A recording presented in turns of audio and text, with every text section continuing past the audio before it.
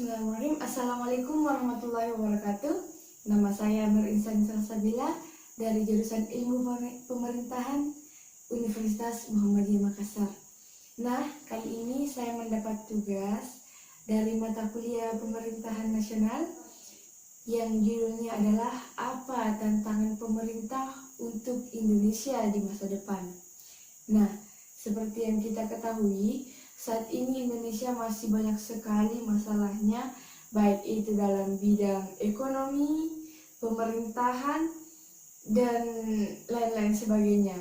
Nah, pada permasalahan yang terjadi di bidang perekonomian, yang contohnya adalah seperti perdagangan.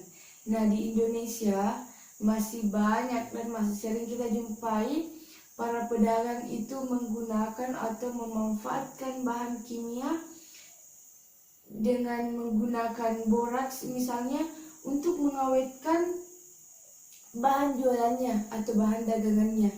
Nah, ini salah satu permasalahannya.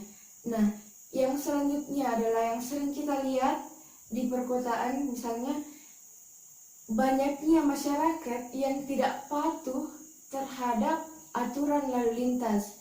Banyak yang tidak menggunakan helm, melanggar lampu lalu lintas, dan lain-lain sebagainya.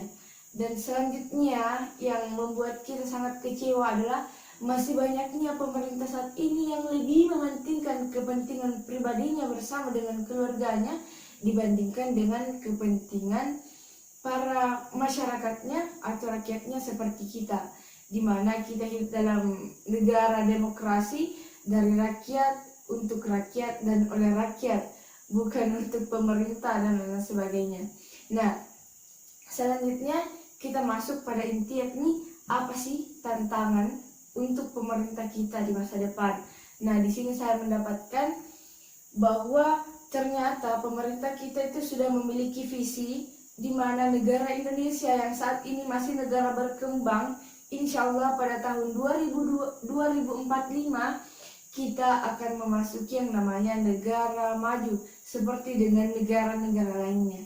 Nah, di sini juga memiliki 5 syarat agar kita bisa menjadi negara maju. Yang pertama adalah infrastruktur yang memadai, baik dari sisi kualitas maupun kuantitas.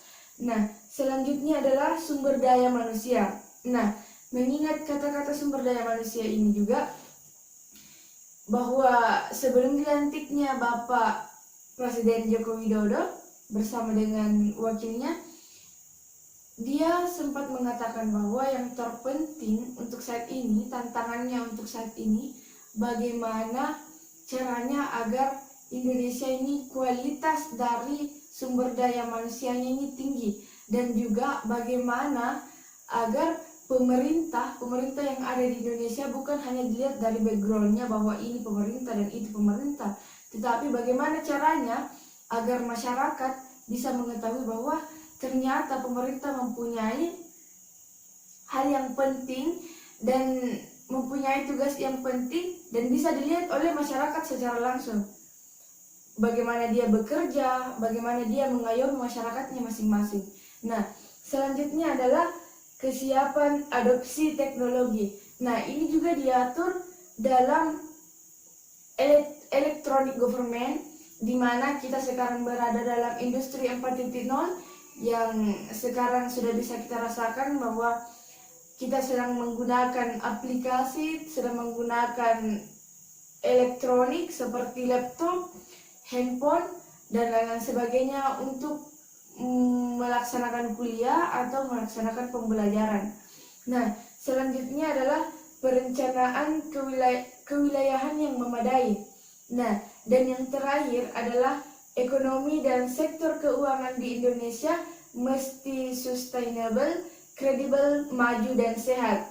Nah itulah tadi dari visi pemerintah kita agar menjadikan Indonesia sebagai negara maju. Nah, hal tersebut akan tercapai apabila pemerintah dan masyarakatnya bisa bekerja sama dengan baik. Dan selain itu, bagaimana kita sebagai masyarakat bisa melaksanakan atau mematuhi aturan-aturan yang dibuat oleh pemerintah agar pemerintah juga bisa dengan mudah mengeluarkan aturan yang betul-betul bermanfaat untuk kita sebagai masyarakat.